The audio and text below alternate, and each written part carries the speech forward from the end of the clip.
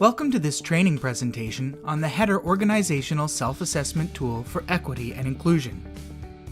In this video, we will explore the area of communication. At certain points in this video, you will be invited to pause the video and engage in conversations. Please keep the following guidelines in mind. Everyone speaks for their own experience.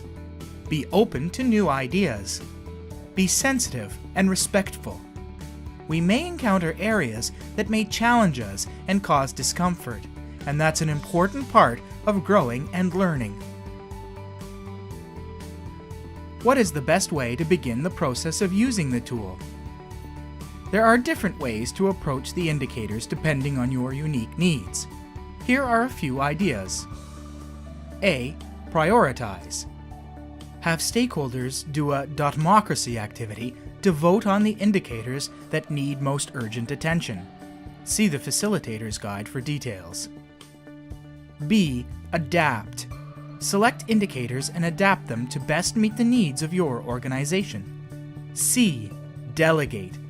Divide the indicators among various equity champions, stakeholders, or groups in the organization to seek out the potential examples and suggest action items scoring. Communications are the way an organization provides branding and messaging about their values, programs, and services to the community. Inclusive communications are an important way of ensuring that people in your community know that your services include them and the values you stand for. Communications should include equity lenses, ability, languages, race, culture, faith, gender, sexual orientation, and socioeconomic consideration. In Halton, the top 5 languages spoken are Arabic, Mandarin, Urdu, Spanish, and Tagalog. Indicator. Current data and reports on demographic data are made available throughout the organization. Evidence. Top languages spoken are listed and used on posters and signage. Client profiles include voluntary self-identification where possible, and voluntary self-identification is offered upon client intake. The strategic plan includes an environmental scan that provides demographic data of the catchment area and the persons served.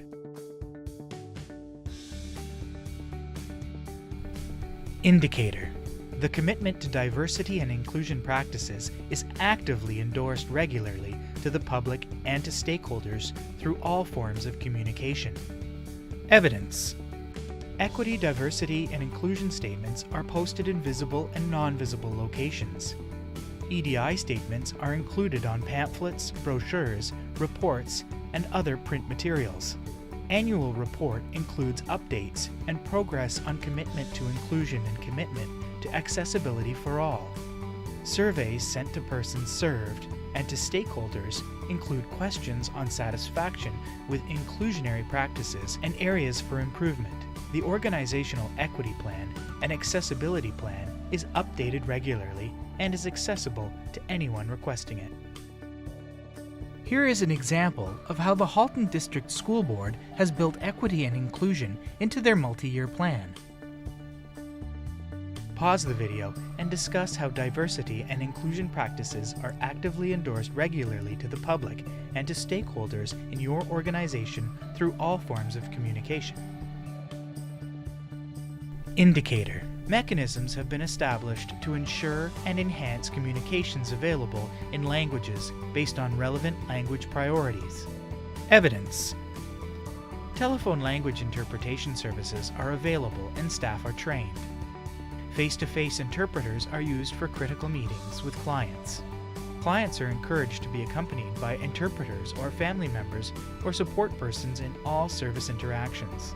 Training for personnel providing service delivery includes education on communication based on relevant language priorities. Indicator. Outreach and public events positively reflect diversity. Evidence. Public events represent diverse client groups and stakeholders. Outreach strategies are discussed with cultural brokers and people with lived experience in the target communities. Advertising and marketing materials which promote public events reflect diversity.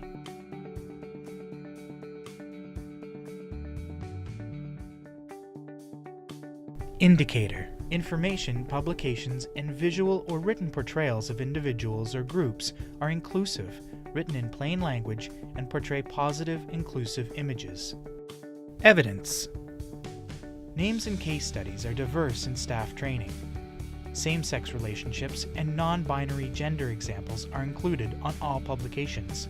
A variety of family types are depicted on all publications.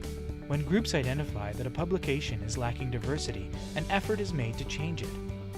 Brochures or organizational marketing materials are written in plain language and portray inclusive images. This image is a page from a multilingual resource for families created by Positive Space Network. Indicator. Demographic data is collected for the purposes of improving services through knowledgeable planning and evaluation. Evidence. Voluntary self-identification upon service delivery intake includes language, sexual orientation, ethnicity, gender, ability, which is used for the purpose of planning of improving services. Client focus groups are utilized based on specific needs due to culture, language, faith, sexual orientation, gender, ability, socioeconomic are facilitated to find out how to better serve those communities. The strategic plan includes demographic data in an environmental scan. Networking with other local organizations is done for improved service delivery where gaps exist.